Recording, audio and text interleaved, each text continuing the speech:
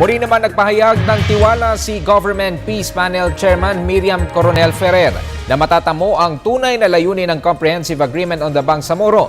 Sinabi ni Ferrer na sa pamamagitan nito ay makakamit na ang tunay na kapayapaan at kaunlaran sa Mindanao at sa buong bansa. Si Noel Perfecto sa detalye.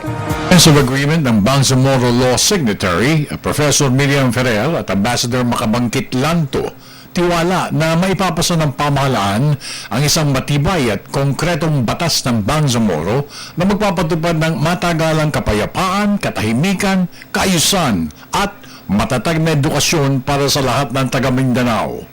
Sa regular na press conference ng Kapihan sa Diamond Hotel, sinabi ni Professor Ferrer na patuloy na nakafocus ang mga kinaukulan sa pagsasaayos ng mga pamamaraan upang lalo pang maging kaaya-aya at matibay ang Comprehensive Agreement ng Bangsamoro.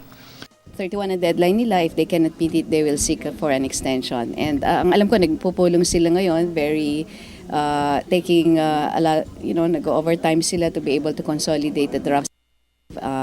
Most likely they will be asking for some extension, baka itong week na to be able to complete the draft.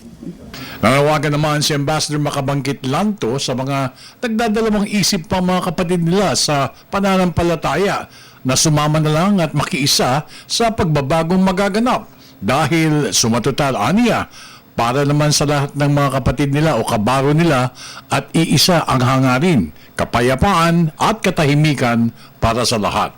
To some people who have not been exposed to the agony and to the trauma that we had in the area, they can easily criticize it. They can easily oppose it, but sa amin, nandoon, nakita naman yung dugo, nakita naman yung patayan, nakita namin kung paano nahirapan yung mga kababayan namin, talagang kailangan namin talaga matapos na to yung sinabi ni Secretary Geles na tama na talaga, pagod na kami ng kalalaban ng ano. At saka, ika nga panahon na para magkaayusan, katahimikan at medyo progreso naman sa akin. Tama yun, talagang panahon na magkaisa na lang. Bagamat mahaba pang panahon bago mag-2016, hindi nagbabagong tiwala ng dalawang opisyales dahil ginagawa lahat ng pamahalang Aquino ang makakaya nito upang maipatupad ang matagal ng minimithing pag-asa.